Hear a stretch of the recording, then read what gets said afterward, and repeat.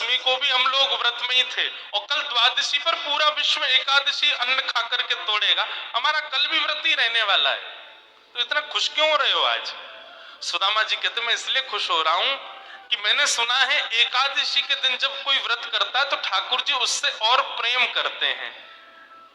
मैं और तू कितने भाग्यशाली, दुनिया के लोग महीने में 2 एकादशी करते हैं, मैं और तू तो 6-7 एकादशी करते हैं दिन में, महीने में। ठाकुर जी हमसे कितना प्रेम करते हैं।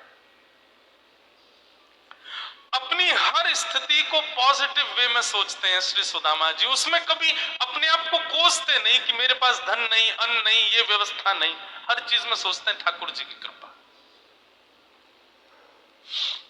सूरदास जी के पास नेत्र नहीं थे, दुनिया के लोग कोसते, बोले कि यार तुम 24 घंटे भगवान का नाम गाते हो और उस भगवान ने तुमको आंख भी नहीं दी। सूरदास जी इतना सुंदर तर्क देते, बोले अरे भले आदमी जरा बात तो सुन। बोले बताओ। बोले तुमको आंख दी है भगवान ने, इसका मतलब तुम कभी कल को गड्ढे में गिरे ना तो लोग तुमको ही कोसेंगे, अरे देख के नहीं चलता है। लेकिन मैं कभी गड्ढे में नहीं गिरता, क्यों? क्योंकि तुम तो अपनी जिम्मेवारी पर अपनी आंखों से देख के चलते हो। मुझे नेत्र नहीं दिए ठाकुर जी ने, क्यों? मेरी उंगली पकड़ के श्याम सुंदर चलता है, मेरी जिम्मेवारी उसके हाथ है, तुम्हारी जिम्मेवारी तुम्हारे हाथ है। अपने आप देख के चलो, कहीं गिरो नहीं, कहीं फिसलो नहीं, लेकिन मेरी उंगली पकड़ के तो श्याम सुंदर चलता है। अरे तुझे देखने की आवश्यकता नहीं, मैं चल रहा हूं ना आगे आगे। मेरी जिम्मेवारी ठाकुर जी ने ली है, इसलिए मुझे नेत्र नहीं दिए।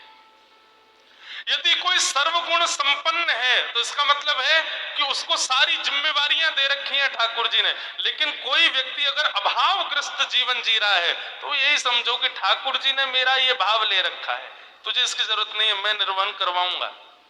ऐसा सोचे, ऐसा विचार करे, कोई दुखी नहीं होगा। सुदामा जी महाराज फटी टूटी झोंपड़ी में रहते हैं, उधरी हुई धोती पहनते हैं, अन्न जल का तो कोई ठिकाना ही नहीं है, ऐसे घर में रहते हैं। पत्नी बोली द्वारिकाधीश आपके मित्र हैं, आप जाते क्यों नहीं कभी उनसे मिलने? सुदामा जी बोले कहीं मेरी दशा देख करके कोई ये ना सोचे गरीब है, भिखारी मांगने आया, इसलिए मुझे अजीब लगता है। और दूसरी बात ये कि मैं कृष्ण का सखा हूं, और कृष्ण तो बढ़िया राजकीय वेश में रहता है और मैं ऐसे रहता हूं, कोई मुझे देख करके कहीं ये ना सोचे ये कैसा सखा ठाकुर जी का, इसलिए मुझे लगता है कि मैं यहीं से ही उनको भज लूं, उनके पास ना जाऊं। आज सुदामा जी की पत्नी ने सौगंध दे दी, तुम्हें मेरी सौगंध है, जाओ द्वारिकाधीश से मिलके आओ। पत्नी की सौगंध मान करके सुदामा जी आज विचार करने लगे, जाऊं? मेरी अवस्था देख करके कृष्ण ये तो नहीं सोचेगा कि कहां से आ गया, कुछ मांगने आया है। कृष्ण तो नहीं सोचेगा, लेकिन उसकी पटरानियां, उसके राज्य के लोग, महामंत्री आदि, ये सब तो नहीं सोचेंगे।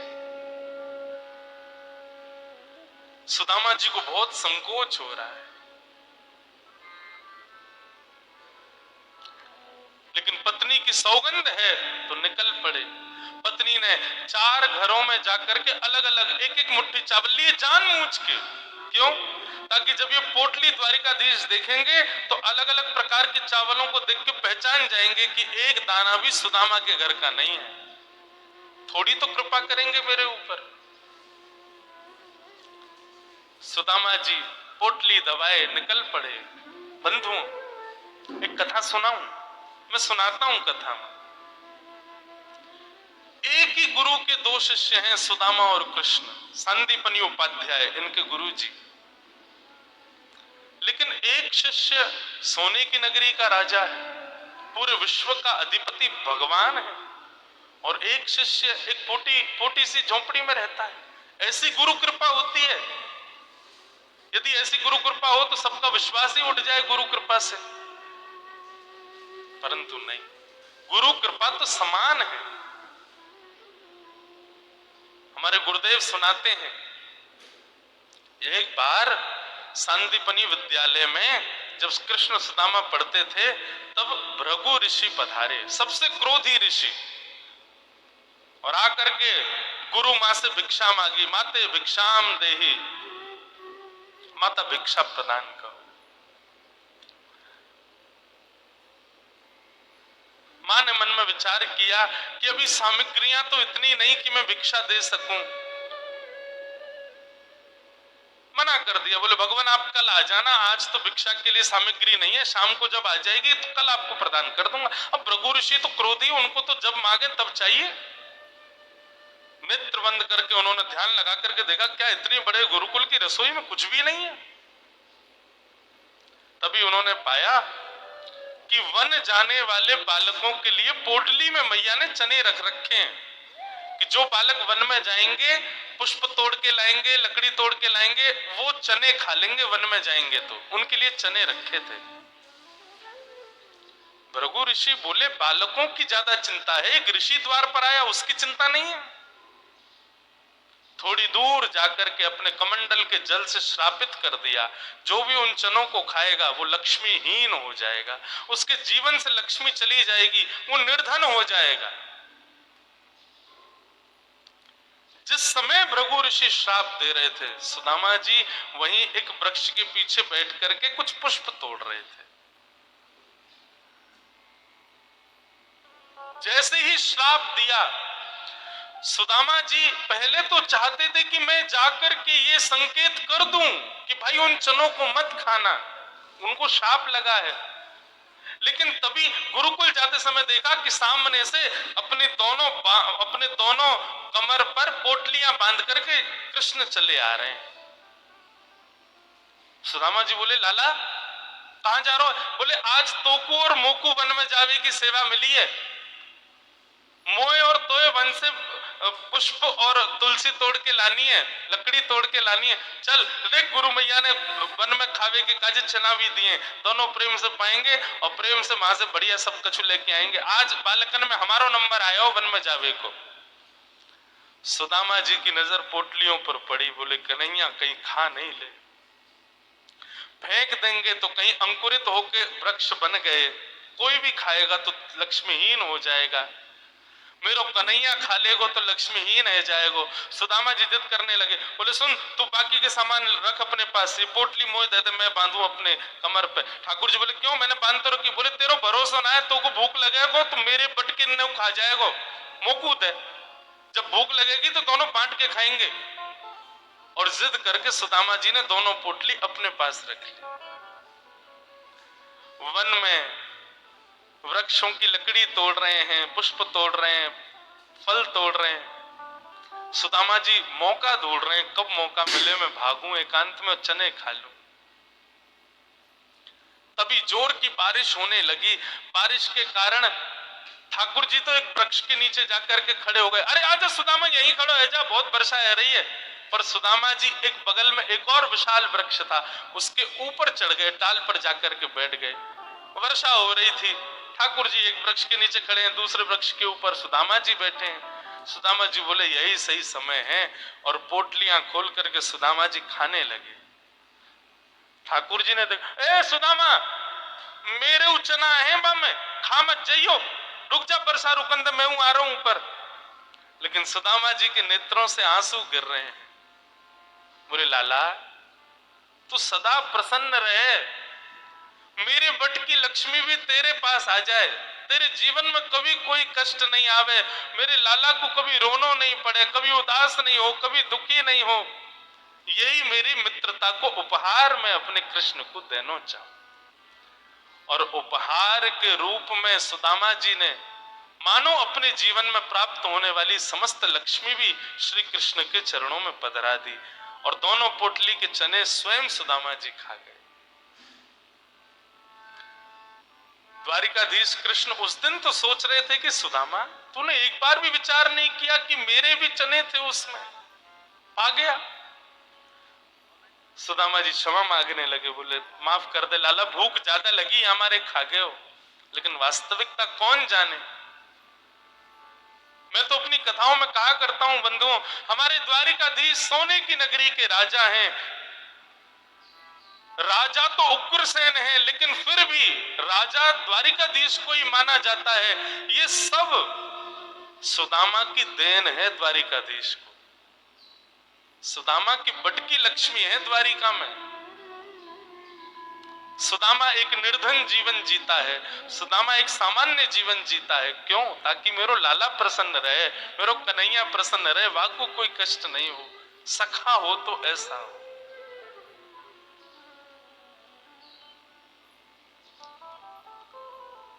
सुदामा जी महाराज धीरे धीरे चल करके द्वारिका की ओर जा रहे हैं। एक गजल की दो पंक्तियां हैं, मुझे बहुत प्रिय लगती हैं, सुदामा जी के लिए लगती हैं। रस्ते भर रो रो कर हमसे, रस्ते भर रो रो कर हमसे, पूछा पाँव के छालों ने, बसती कितनी दूर बसाली, बसती कितनी दूर बसाली, दिल में रहने वालों ने, रस्ते रो रो कर हमसे, पूछा पाँव के छालों में, कौन हमारा दर्द सुनेगा, इन जख्मी दीवारों पे अपना अपना नाम लिखाए, बस्ती में रहने वालों ने, रस्ते पे। चलते चलते महीनों बीत गए सुदामा जी को। तभी एक व्यक्ति से बोले, भैया द्वारिका नगरी कितनी दूर रह गई है अभी आते? व्यक्ति हंस करके बोला, भगवान आप गलत आ गए हो। बोले गलत? कितनी दूर आ गए? बोले अभी आप कम से कम 50 कोस और पीछे जाओ, वहां से एक रास्ता मुड़ेगा, वो द्वारिका को जाता है, आप तो कहीं और पहुंच जाओगे अभी। सुदामा जी महाराज बोले, भले पधारे भैया द्वारिकाधीश। चलते चलते चलते मैं तो वैसे ही आधो और आधो रह जाऊंगा, मुंह तो लगे मेरे प्राण ही निकल जाएंगे, मैं द्वारिका पहुंच ही ना पाऊंगा। अब लाला तू वैसे तो हमारे हृदय में बैठो है, चल के तो हम पता ना कब पहुंचेंगे, लेकिन लाला तेरी अगर इच्छा हो तो तू ही बुला ले अब मुंह को। और ऐसा कह के सुदामा जी वहीं एक वृक्ष के नीचे लेट गए। जैसे ही लेटे थोड़ी बहुत देर में ही उनको थोड़ी ध्वनि सुनाई देने लगी। नेत्र खोल करके देखा, सोने की नगरी है, चारों ओर जय श्री कृष्ण जय श्री कृष्ण जय श्री कृष्ण नाम की ध्वनि आ रही है। सुदामा जी महाराज थोड़े प्रसन्न हो गए, बोले भैया ये कौन सी नगरी है? किसी व्यक्ति से पूछा ये कौन सी नगरी है? बोले भगवान ये द्वारिकापुरी, मेरे कृष्ण मित्र की नगरी द्वारिका। बोले हाँ ये द्वारिकाधीश की नगरी द्वारिका। सुदामा जी तो नाचने लगे, जय हो वारे कन्हैया तेरी कृपा। भैया ये द्वारिकाधीश कहाँ बैठे होंगे? बोले सामने जो महल दिख रहा है इसी के राजा हैं द्वारिका, आप चले जाओ। सुदामा जी गए द्वारपालों से जाकर के बोले, भगवान मेरी फटी हुई धोती और मेरे पतले दुबले तन को देख करके आप ये मत सोचना मैं गरीब हूं कुछ मांगने आया हूं, पहले ही स्पष्ट कर दिया मैं कृष्ण का सखा हूं। हम दोनों एक साथ एक ही गुरुकुल में पढ़े हैं, नाम मेरा सुदामा है। आज अपने सखा से मिलने आया हूं, आप कृपा करके उनको जाकर के ये बता दीजिए। और सुनिए, यदि वो बहुत व्यस्त हो तो उनको परेशान मत करो, आपके इतने बड़े महल में कोई खिड़की हो वहां से मुझको उनका दर्शन करा दो, मैं तो केवल उनको देखने आया हूं। द्वारपालों ने बंधुओं ससम्मान सुदामा जी को बिठाया। कई लोग कहते हैं द्वारपालों ने धक्के दे दिए, सुदामा जी भगा दिए। बोले कहां चले आए हो? भगवान के द्वारपाल हैं वो, कोई हमारे आपके जैसे अल्लड़ लोगों के द्वारपाल नहीं है जो भगा देंगे। भगवान के द्वारपाल है, इतना शिष्टाचार भी नहीं है क्या उनके पास? किसको कैसे सम्मान देना? बिठाया। कहा महाराज द्वारिकाधीश प्रसाद पा रहे हैं, हम फिर भी निवेदन कर देते हैं। भीतर जाके द्वारपालों ने जैसे ही बताया द्वार पर आपके सखा आए हैं, बचपन के मित्र हैं, नाम उन्होंने सुदामा बताया है। सुदामा नाम सुनते ही भगवान कवल खा रहे थे, खाते खाते रुक गए, बोले क्या नाम बताया? बोले सुदामा। मेरे बचपन के सखा सुदामा आए हैं बाहर? बोले हाँ नाथ सुदामा जी आए। आप प्रसाद पा लीजिए, हमने उनको कह दिया है आप जब निवृत्त हो जाएंगे तब दर्शन कराएं। भगवान बोले प्रसाद ये आवश्यक है? मेरे मित्र आए सखा आए बाहर खड़े, तुम उनको बाहर ही छोड़ के आ गए। भगवान आज पहली बार बीच प्रसाद से उठ गए, दौड़े। महामंत्री, सेनापति, पत्नियां सब दौड़ रही हैं। ऐसा कौन आ गया जिसके लिए भोजन छोड़ के भागे? द्वार पर दीनहीन सी अवस्था है, सुदामा जी खड़े। भगवान ने जाकर के हृदय से लगा लिया। बार बार उनके मुख को देखते हैं, फिर हृदय से लगाते हैं, फिर देखते हैं, फिर हृदय से लगाते हैं। अपने गले में गलवैयां डाल करके लेकर के चल रहे हैं, फिर चलते चलते पता नहीं क्या होता है, ठाकुर जी फिर रोकते हैं, फिर हृदय से लगा लेते हैं, फिर चलते हैं, फिर हृदय, बार बार हृदय से लगा रहे हैं और रोने लग रहे हैं ठाकुर जी। रुक्मणी आदि पटरानियों ने ऐसा दृश्य पहले द्वारिका में कभी नहीं देखा।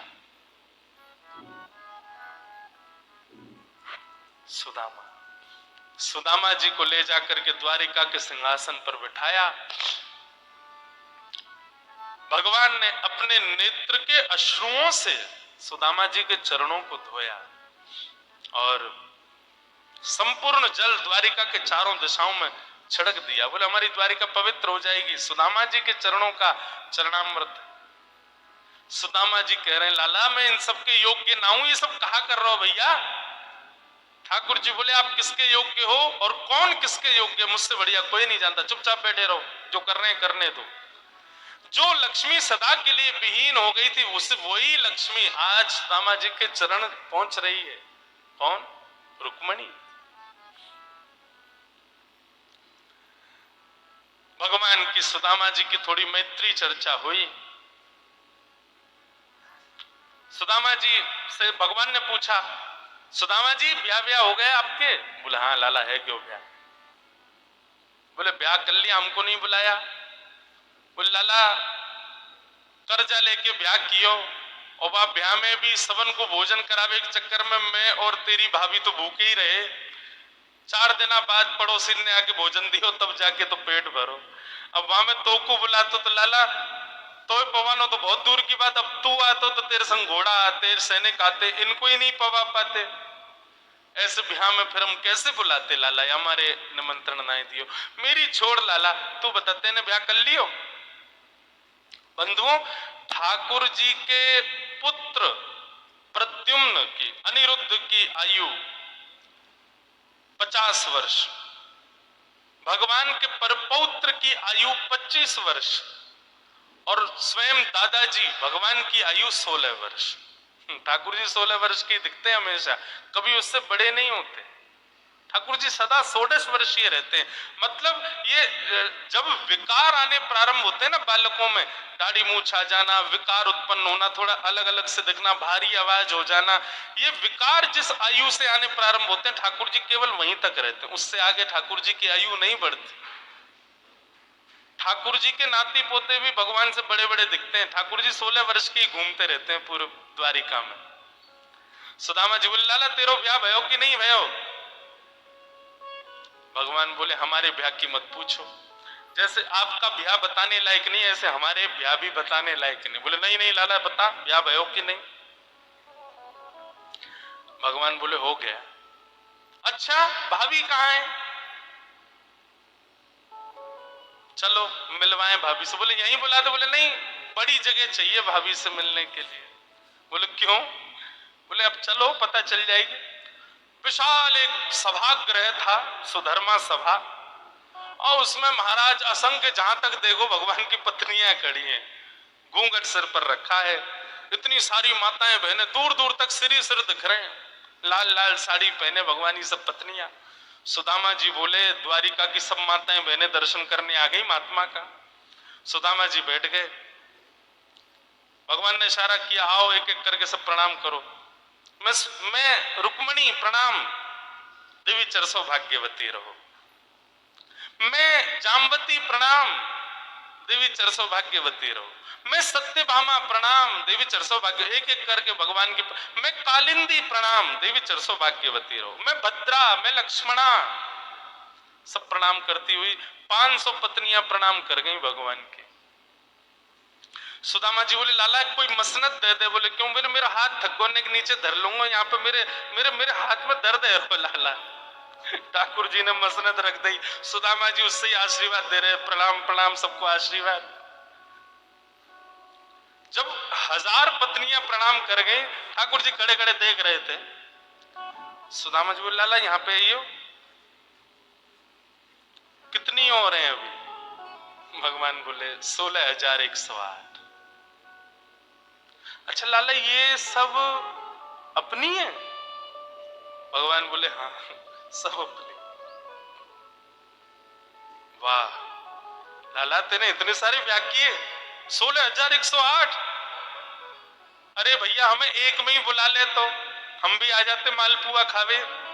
हमने एक किया, वहां में नहीं बुलाया, तू नाराज है क्यों? तेने इतने सारे के एक में ही बुला ले तो। ठाकुर जी बोले कितने ब्याहों में तो मैं भी नहीं गया था, मेरे बिना ही ब्याह है गया, बिना दुल्हा के ही बारात चल गई।